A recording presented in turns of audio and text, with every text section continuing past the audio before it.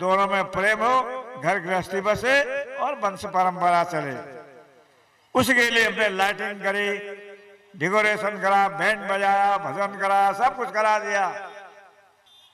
लड़का लड़की की शादी हो गई और 2 दिन बाद तलाक हो गई। तो वो डेकोरेशन, बैंड बजाना, भोजन करना, लाइटिंग फाइटिंग क्या हो गई?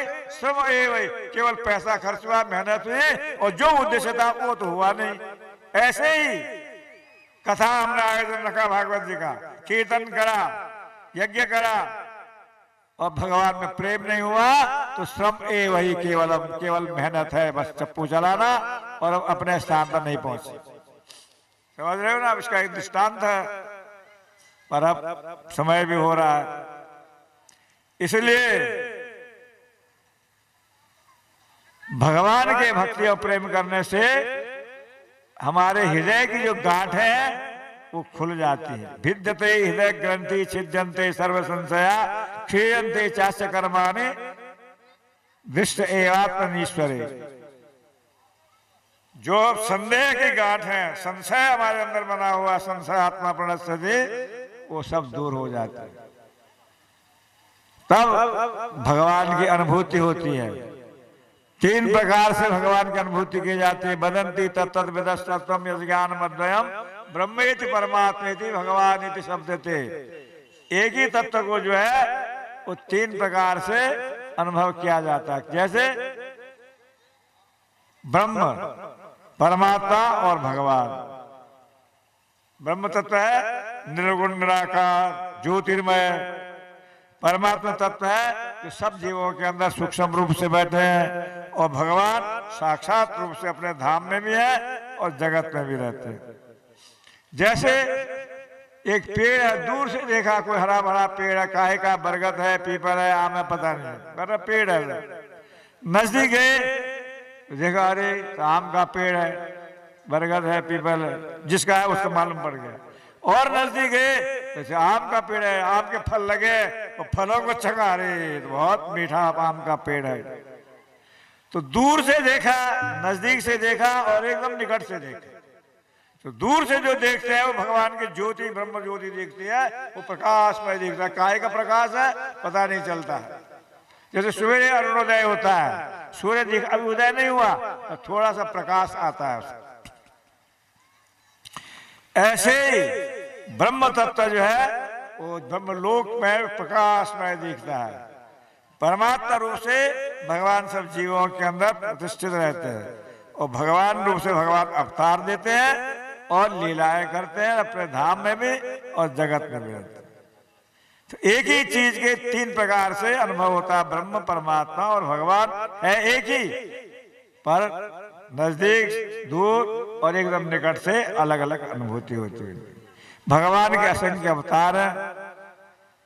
उन अवतारों में कोई कला अवतार है, कोई मनमंत्र अवतार है, कोई युगावतार है, कोई पूर्ण अवतार है। पर सनकादिक है भगवान के, ब्रह्मा जी के मानस पुत्र हैं। भगवान ने बराह अवतार लिया पृथ्वी के उद्धार करने के लिए। उनकी कथा आगे आएगी। पूछा ना भगवान के कितने अवतार हुए, उसका वर्णन किया। नारद भी भगवान के जो है मानस पुत्र हैं। और नर नारायण, कपिल जी, दत्तात्रेय, यज्ञ भगवान, ऋषभदेव जी, पृथु महाराज, कच्छप जो है, धनवंतरी, मोहनी, नृसिंह, वामन, परशुराम, श्री राम जी, वेद व्यास जी, बलराम जी, श्री कृष्ण हरि, हंसावतार और बुद्धावतार जो हो चुका है। और आगे है कल की अवतार, आगे कलयुग के अंत में जिनको होना है। 24 अवतार का वर्णन किया गया है। लेकिन इन सब के मूल कारण है एते चांस कला पुंसाम कृष्णस्तु भगवान स्वयं। भगवान श्री कृष्ण ही सबके मूल है। जैसे कोई बड़ा सरोवर है और उसके सरोवर से बहुत सी नदियां, नाले आदि निकलते हैं, तो मूल कारण तो एक है, कृष्ण ही साक्षात परम स्वयं भगवान श्री कृष्ण है। उन भगवान ने जो है अवतार लिया ब्रज के अंदर, उनकी कथा आगे आके चलती है। साहब ये भागवत जो है कैसे इसका निरूपण हुआ, सुखदेव जी ने कैसे वर्णन किया, वो तो कहीं एक जगह रहते नहीं है, बचरण करते रहते हैं। तो वर्णन किया गया कि देखो एक समय नारद जी ने बहुत से ग्रंथों का प्रणयन किया, लिखा। वेदों के 4 भाग के, ऋग्वेद, यजुर्वेद, सामवेद, अथर्ववेद, फिर उपवेद बनाए, आयुर्वेद, धनुर्वेद आदि बनाए, उपनिषद बनाए, कठोपनिषद, मुंडकोपनिषद, ईशोपनिषद, 108 उपनिषद है। इनका ज्ञान जिनको होता है उन महात्माओं के आगे 108 लिखा जाता है। अब आजकल तो 1008 और 1,00,000 ले लो, 108 ही मुख्य है। पुराण, वेद की बात को जो पूरा करते हैं वो पुराण 18 पुराण है। उप पुराण भी है, कुछ तामसिक पुराण, कुछ राजसिक पुराण, कुछ सात्विक पुराण। महाभारत पंचम वेद कहा गया है। ये सब लिखने के बाद भी वेद व्यास जी को संतुष्टि नहीं हुई। एक समय नारद जी उनके आश्रम पर गए, कहा बद्री का आश्रम में, सम्यप्रास आश्रम में बद्रीनाथ जाते हैं आप लोग। 4 किलोमीटर आगे माना गांव है, जहां भारत की सीमा समाप्त होकर के तिब्बत की सीमा शुरू हो जाती है आगे जाकर के। तो वहां एक गुफा है, उसको सम्यप्रास आश्रम कहते हैं, वहां व्यास जी रहते थे। उसके बाहर तो बहुत ठंड है, उस गुफा में थोड़ा जाओ तो वहां थोड़ा ठंड कम रहती है, उसको सम्यप्रास आश्रम कहा गया। तो वहां पर व्यास जी रहते थे। नारद जी गए, प्रणाम किया व्यास जी ने। नारद जी ने कहा, कहिए महाराज, कुशल वार्ता है, सब ठीक तो है, पर आप बड़े चिंतित दिख रहे हैं। व्यास जी ने कहा, महाराज बात तो आपने सही पकड़ी है, मैंने बहुत से शास्त्र लिखे, सब बातें करी, पर मन में संतुष्टि नहीं है।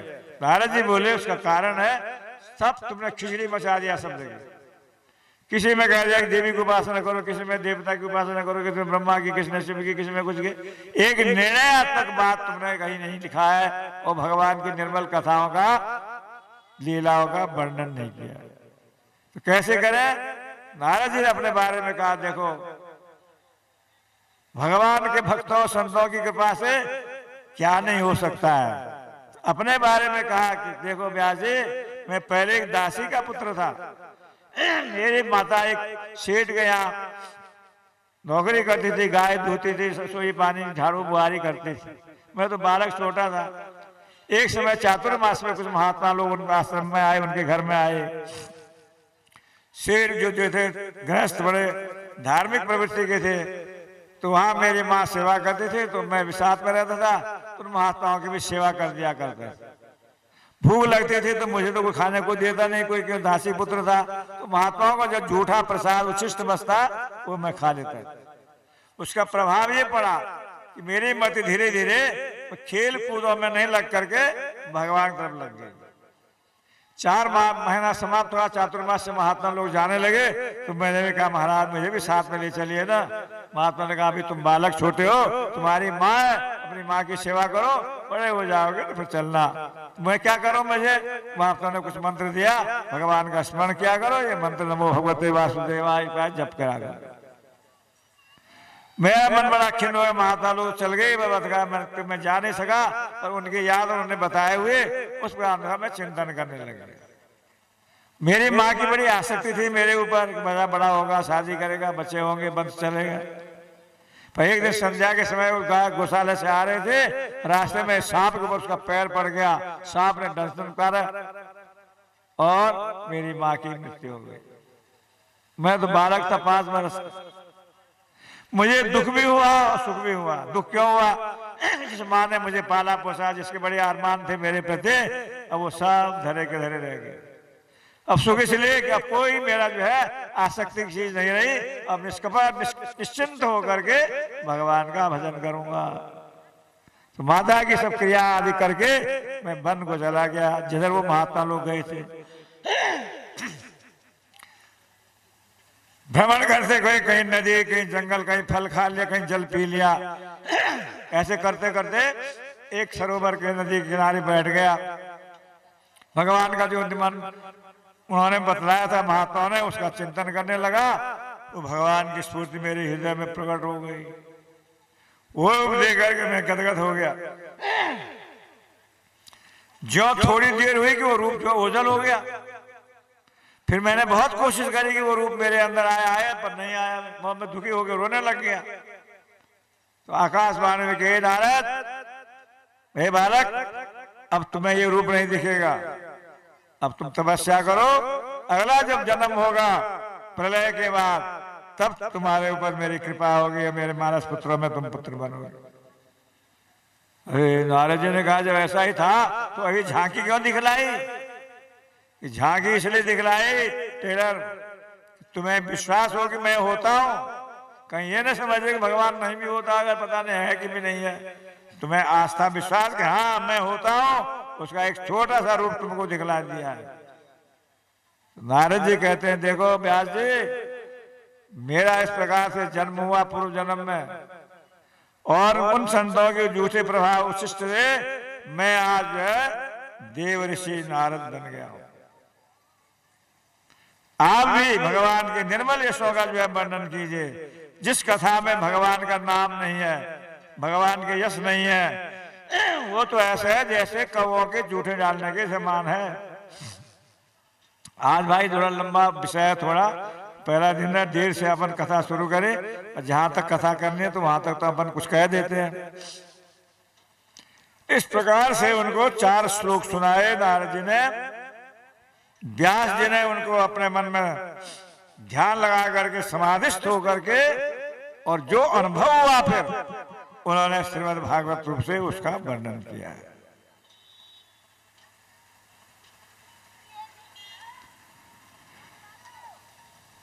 तो उस भागवत जी को उन्होंने अपने पुत्र सुखदेव जी को सुनाया। ऋषियों ने कहा सुखदेव जी तो विरक्त हैं, उन्होंने कैसे कहां पर सुनाए और परीक्षित को कैसे सुनाया? तो वर्णन करते हैं, सुखदेव जी प्रकट पैदा होते ही वन को चले गए। अब उनकी कथा तो सब है, अब आज में कल बता देंगे। और पीछे पीछे व्यास जी गए, पुत्र पुत्र पुत्र कहते हुए, पुत्रे तन्मयतया तरो विनेदो, पेड़ों से आवाज टकराई, सुको हम कह करके।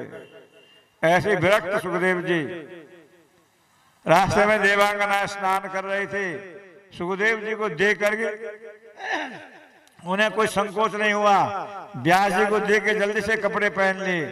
व्यास जी ने कहा अरे मेरा बालक जवान अभी गया, उसको देख के तुम्हें शर्म नहीं लगी? मुझे बूढ़े को देख के तुम कपड़ा पहनते हो? देवांगना ने कहा कि महाराज आपके पुत्र में स्त्री पुरुष का ज्ञान नहीं होता, अवधूत को परमहंस कुल चूड़ामणि है, लेकिन आपके अंदर ज्ञान है स्त्री क्या होती पुरुष क्या होता है, तभी तो आपने प्रश्न किया। इसलिए आपसे हमें स्वाभाविक लज्जा और संकोच होता है। ऐसे विरक्त कुल चूड़ामणि सुखदेव गोस्वामी वन को चले गए।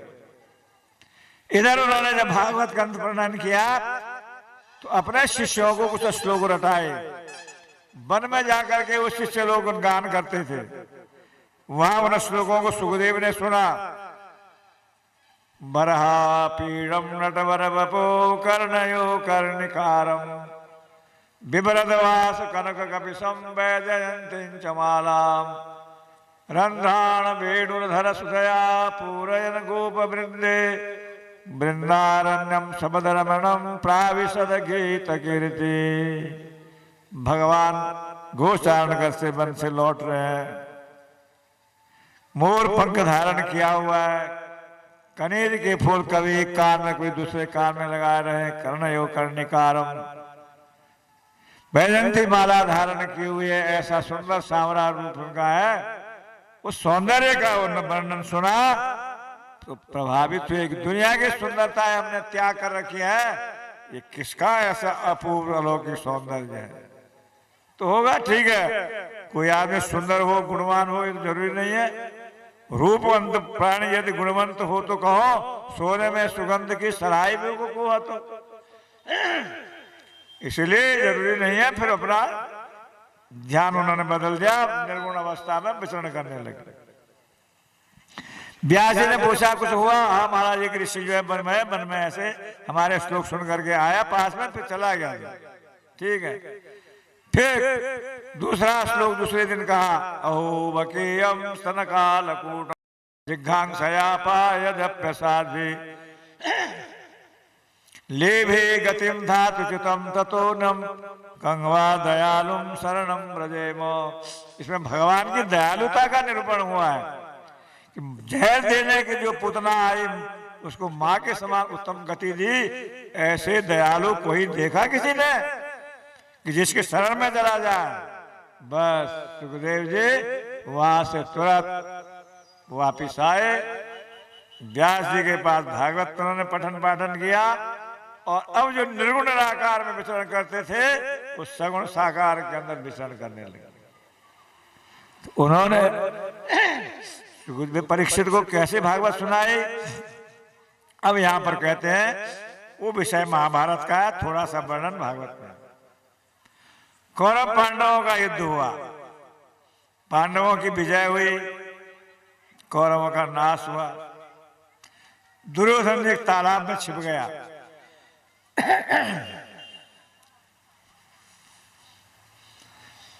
पांडव लोग अपना विजय उत्सव मना रहे हैं।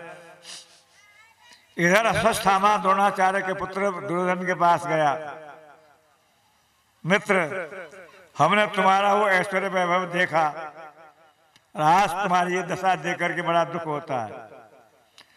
दुर्योधन ने कहा, गुरुपुत्र हम 100 भाई थे, 100 के 100 मारे गए। ये पांडव लोग 5 भाई थे, 5 भाई हैं, इनमें एक भी मर जाता तो हमको संतोष होता। 5 के 5 जी रहे। अश्वत्थामा ने कहा ठीक है, हम कोशिश करते हैं 5 को ही खत्म कर दें। रात्रि के समय, अब नियम नहीं था रात्रि में युद्ध करने का, पर छल युद्ध करा, कपट युद्ध। पहले सूर्योदय से सूर्यास्त तक युद्ध होता था, फिर उसके बाद कोई किसी से लड़े झगड़े नहीं। बहुत सी कथाएं धर्म युद्ध को उसको कहते हैं, धर्म क्षेत्र कुरुक्षेत्र। तो रात्रि के अंदर पांडव लोगों के शिविर में गया, भगवान उस पांडवों को अपने साथ किसी पहाड़ी पर ले गए कि आज आराम मत करो, चलो हमारे साथ घूमने चलो। द्रौपदी के 5 बेटों को भी कहा, पर उन्होंने कहा हम तो बहुत थके हैं और आज तो है आराम से आराम करेंगे, अब तो लड़ाई झगड़ा खत्म हो गया, अब सोते रहेंगे। तो भगवान ने मन में सोचा कहीं ऐसा ना हो कि सोते ही रह जाओगे। भगवान की बात नहीं मानी, पांडव लोग चले गए। अश्वत्थामा रात्रि शिविर में आया, घुसा, 5 द्रौपदी के पुत्रों को 5 पांडव समझ करके उनकी गर्दन काटी, सिर ले गया। इधर जब सवेरे हुआ, द्रौपदी को मालूम पड़ा, अरे किसका काम है पता चल गया। अश्वत्थामा का है, भगवान भी आए, अर्जुन आए, सब विलाप करने लगे। प्रतिज्ञा करी अर्जुन ने, मैं उस दुष्ट को छोड़ूंगा नहीं। तो इधर शिरों को लेकर के दुर्योधन के पास गया।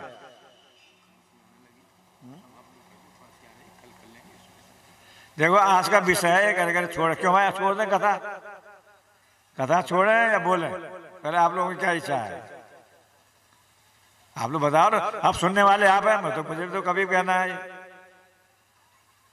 बैठना है आपको, सुनना है। अब खांसी आए चाहे खांसी के कुछ भी आ जाए तो बोलना चाहिए। सुनो,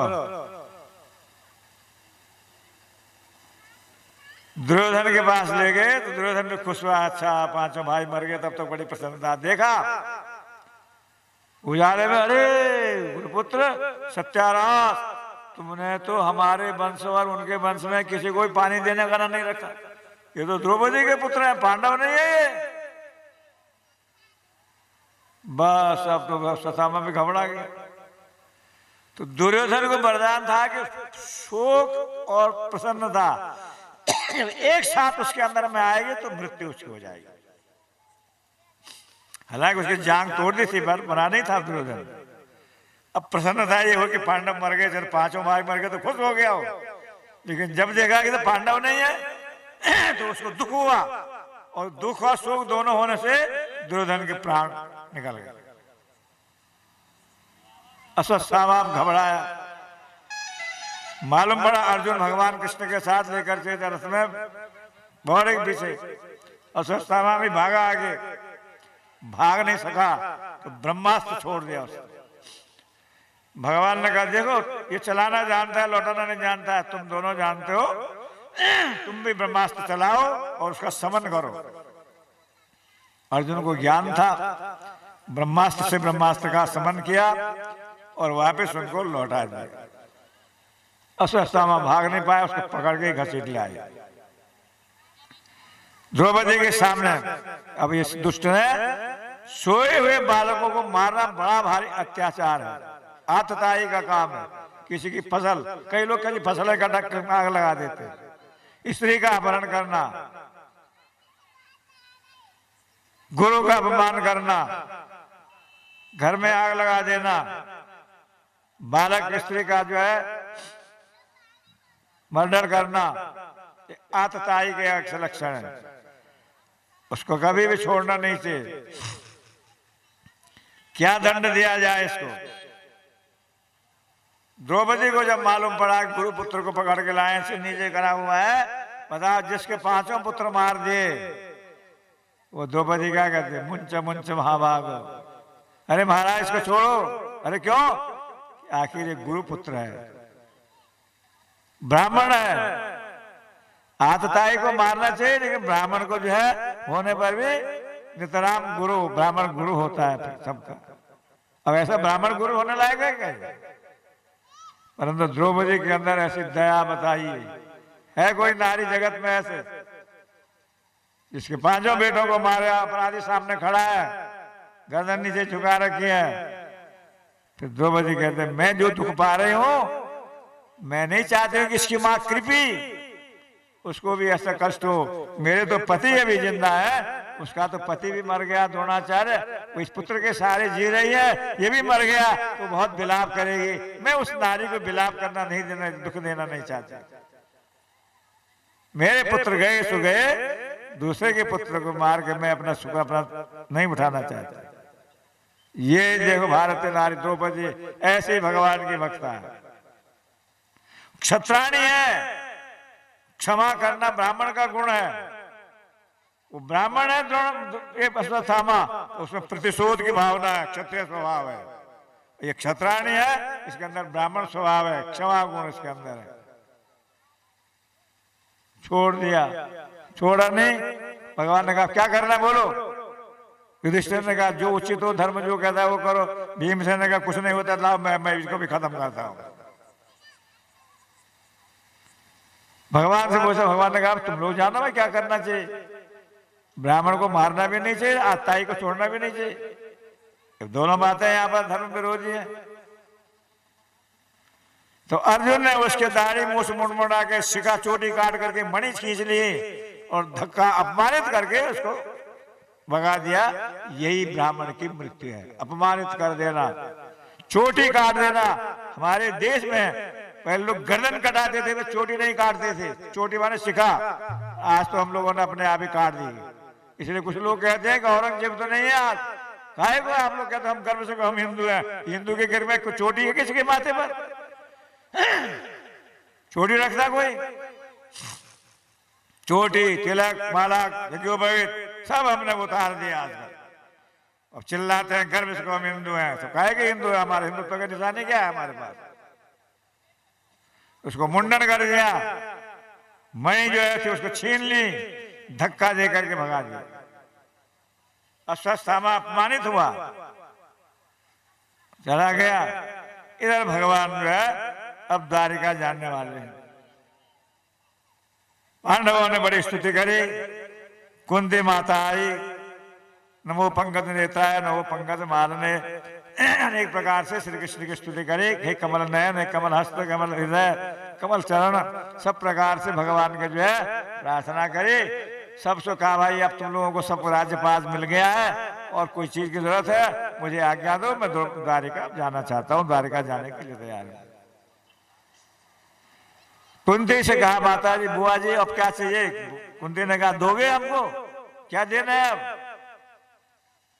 विपद संतनो सत्त जगत गुरु भवतो दर्शनम सात पुनर्भव दर्शनम। हे कृष्ण अब हमारे जीवन में पक पक विपत्तियां आती रहे, ये मांग रही है कुंती। बोला कोई दुख मांगता है कि सुख मांगता है? सुख संपत्ति घर आवे, ये कहते हैं कि दुख संपत्ति घर आवे, दुख कष्ट आवे घर में, ऐसे मांगते हैं। कुंती अरे बुआ जी इतने कष्ट उठाए जीवन में, ये क्या मांग रही हो? जो मांगना चाहिए। क्या दुख मांग रही है? नहीं। तो सुख मांग रही है? नहीं। क्या मांग रही है? श्री कृष्ण को मांग रही है। विपदो नैव विपद संपदो नैव संपद, विपत्ति विपत्ति नहीं है, संपत्ति संपत्ति नहीं है। अब इसकी व्याख्या ज्यादा नहीं करेंगे, सब लोग भग रहे हैं, मैं तो क्या, जब मैं भी तो भगूं, फिर क्या करें, किसी की कथा सुनाऊं, जब सुनने वाले नहीं रहेंगे तो हम क्या करेंगे। पर अब नियम है, जहां तक कथा आज के होनी चाहिए वहां तक थोड़ा तो कह दें संक्षेप में। यानी इस उद्देश्य ये है कि हमारे को श्री कृष्ण से न हमें दुख मतलब है, न हमें सुख से मतलब है, श्री कृष्ण से मतलब है। इतने में ब्रह्म ये अश्वत्थामा ने पांडवों के वंश को निर्मूल करने के लिए दूसरा ब्रह्मास्त्र चलाया, उस पांडवों को मारने और उत्तरा का गर्भ नाश करने के लिए। उद्धव तेज आया ऐसे, उत्तरा घबराई, प्राय माम रक्ष माम प्रभु, चरणों में गिर गई। प्रभु ने कहा क्या होगा, अरे महाराज मैं मरूं भले मर जाऊं, मेरा गर्भ का बालक न मरे, पांडवों की जो है निशानी है, इसकी रक्षा कीजिए। भगवान ने देखा वो ब्रह्मास्त्र आ रहा है और स्वयं भगवान गर्भ की रक्षा करने में सूक्ष्म रूप से ब्रह्मास्त्र का निवारण करा, पांडवों के लिए जो आ रहा था उसका भी नाश करा और उनकी रक्षा करके गर्भ के बालक की रक्षा करा।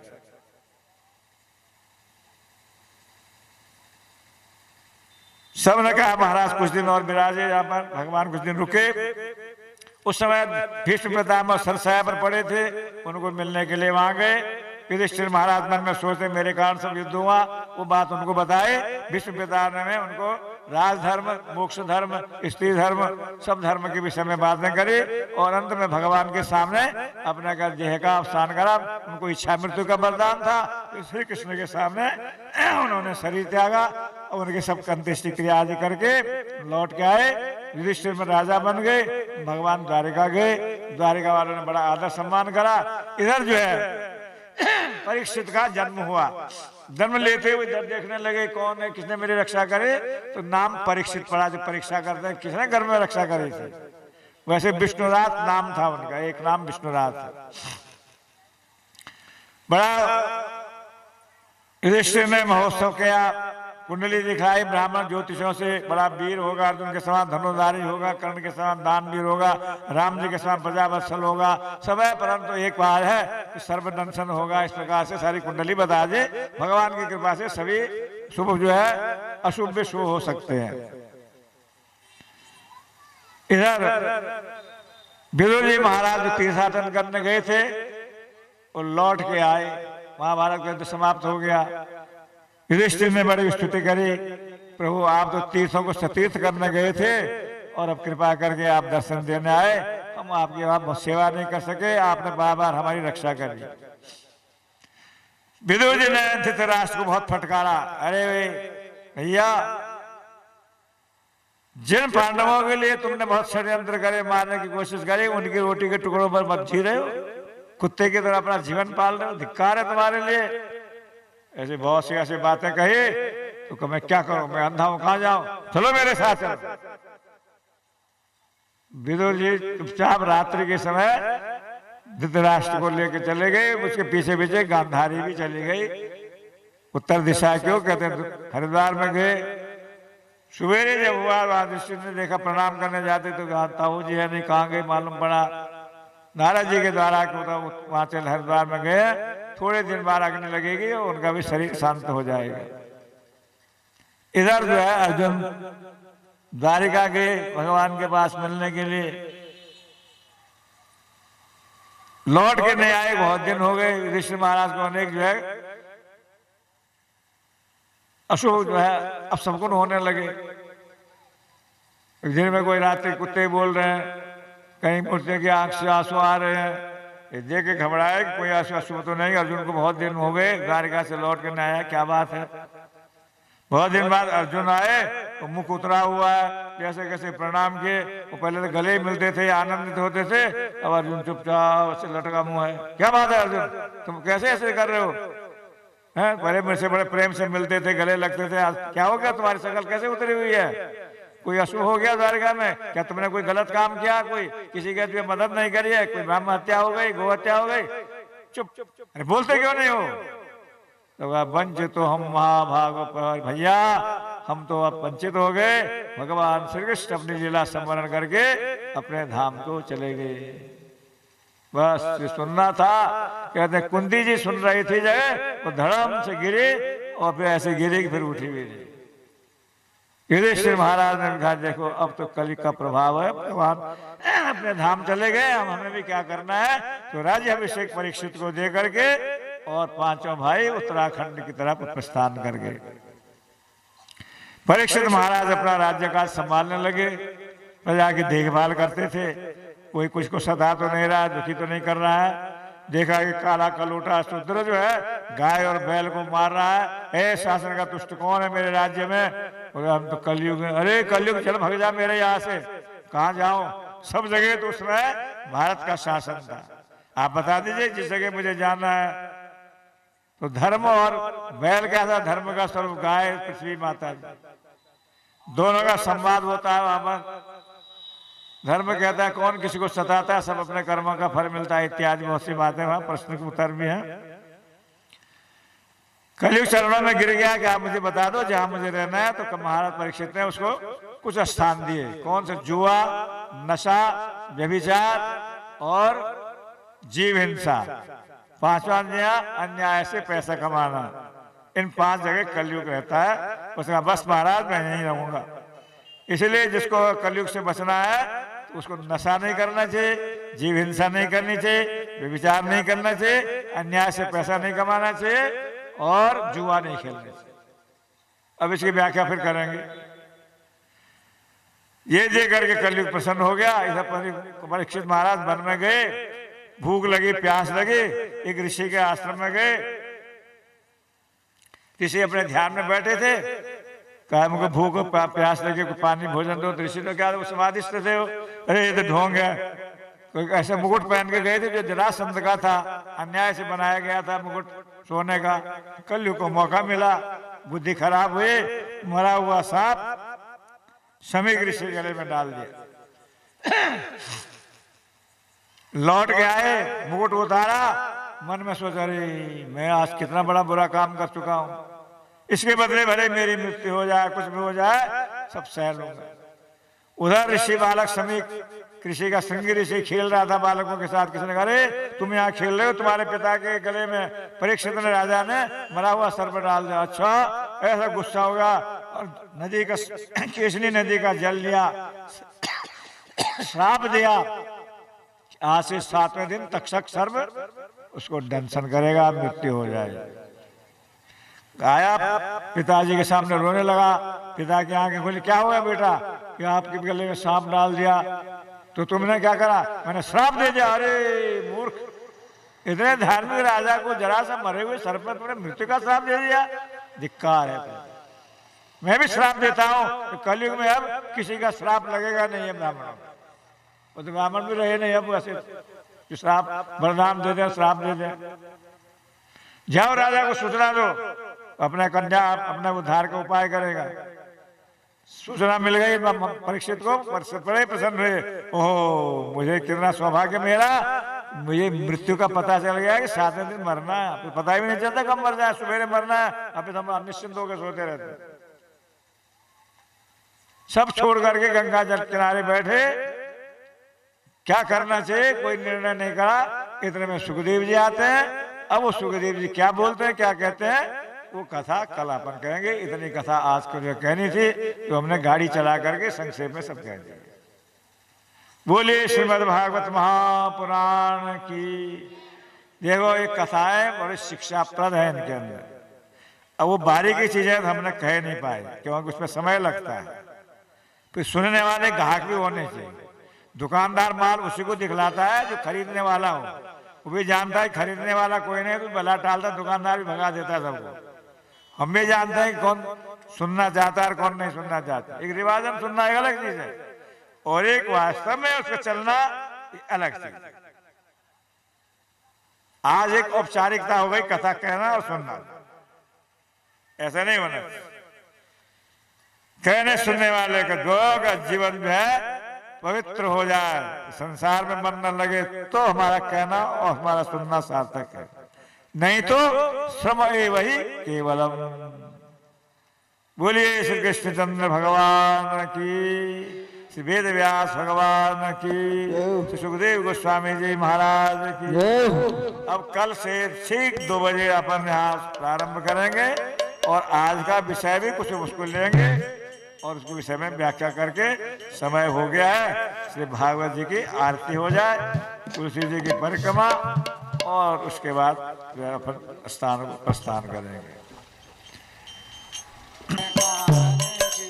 महापुराण भागवत निर्मल, महापुराण भागवत निर्मल, सुख मुख विगलित निगम कल्प फल, सुख मुख विगलित निगम कल्प फल, परमानंद सुधारसमय कल, परमानंद सुधारसमय कल, लीला रति रस रस निधान की, लीला रति रस रस निधान की, आरती अति पावन पुराण की, आरती अति पावन पुराण की, कलिमल मथन त्रिताप निवारिणे, कलिमल मथनि त्रिताप निवारिणि, जन्म मृत्युमय भव भयहारिणे, जन्म मृत्युमय भव भयहारिणि, सेवत सतत सकल सुख कारिणे, सेवत सतत सकल सुख कारिणि, सुमहोषधि हरि चरित गान के, महोषधि हरि चरित गान की, आरती अति पावन पुराण के, आरती अति पावन पुराण, विषय विलास विमोह विनाशने, विषय विलास विमोह विनाशिनी, विमल विराग विवेक विकासने, विमल विराग विवेक विकासिनी, भगवत रहस्य प्रकाशने, भगवद तत्व रहस्य प्रकाशिनी, परम ज्योति परमात्मा के, परम ज्योति परमात्म ज्ञान की, आरती अति पावन पुराण के, आरती अति पावन पुराण की, परमहंस मुनि मन उल्लासने, परमहंस मुनि मन उल्लासिनी, रसिक हृदय रस रास विलासने, रस के हृदय रस रास विलासिनी, मुक्ति मुक्ति रति प्रेम सुदासने, मुक्ति मुक्ति रति प्रेम सुधासिनी, कथाय किंचन किंचन प्रिय सुधान की, आरती अति पावन पुराण के, आरती अति पावन पुराण की, धर्म भक्ति विज्ञान की, धर्म भक्ति विज्ञान गान की, हरे कृष्ण हरे हरे राम राम राम हरे हरे, हरे कृष्ण कृष्ण कृष्ण हरे हरे, हरे राम राम राम हरे हरे, हरे कृष्ण हरि हरे राम राम हरे हरे, हरे कृष्ण कृष्ण कृष्ण हरे हरे, हरे राम राम राम हरे हरे, हरे बोल हरे बोल हरे बोल हरे बोल, बोल हरे बोल हरे बोल हरि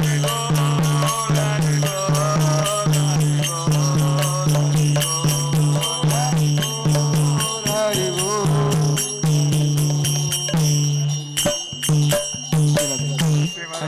महापुराण की जय। ॐ जलेन शीतलीकरणं पुष्पै देवादिवन्दनम् आरोग्यारार्थे आत्मादिवन्दनं देवादिवन्दनं ॐ यज्ञेन जज्ञामाय जन्त देवास्तानि धर्माणि प्रथमान्यासन्ना तेहनाकं महिमानः सचन्तजतरा पूर्वे सद्यः सन्ति देवाः ओम विश्वातः चक्षुरो विश्वातो मुखो विश्वातो बाहुरुता विश्वासस्पाता संबाहुद्यं तमतिशं परतरे ध्यावा भूमि जनयन्देवैकः हरिः ओम नन्दनन्दनाय विद्महे यशोदानन्दनाय धीमहि तन्नो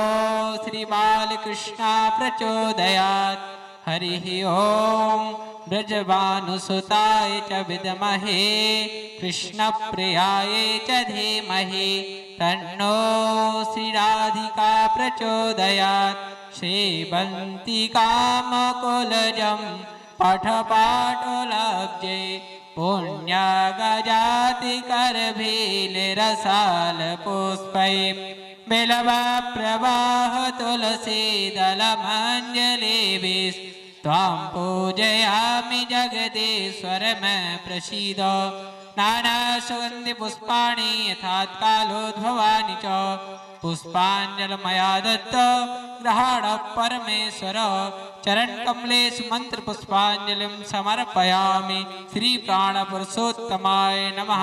बोलिए श्रीमद्भागवत महापुराण की, श्री वेदव्यास जी महाराज की, श्री व्यास जी महाराज की जय जय। श्री राधे श्याम निताई गौर हरि बोल। परसघना से महिमा वेद पुराण बाणी नमो नमः। तुलसी महारानी वृंदे महारानी नमो नमः। जाको पात्र मांजलि कोमल सिद्धिपति चरण कमल लप रानी नमो नमः। तुलसी महारानी वृंदे महारानी नमो नमः। आधन्य तुलसी पुराण तप कीन शिशालिक राम महापाट रानी नमो नमः। तुलसी महारानी वृंदे महारानी नमो नमः। धूप दीप नव वेद आरती फूलन किय बरसावह सानी नमो नमः।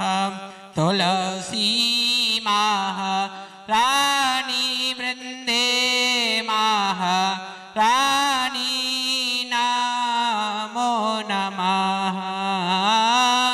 छप्पन भोग छती सौव्रंजन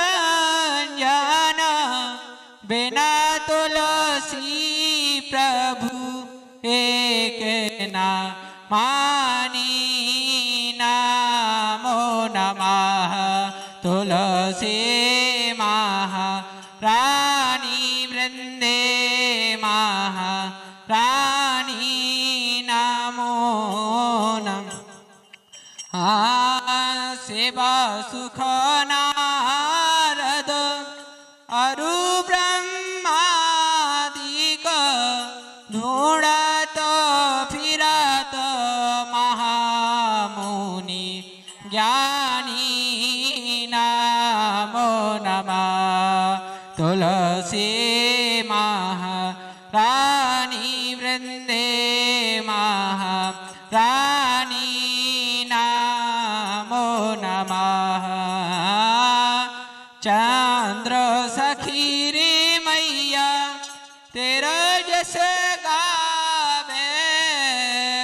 गति दान दी जे महारानी नमो नमः तुलसी महारानी वृंदे महारानी नमो नमः।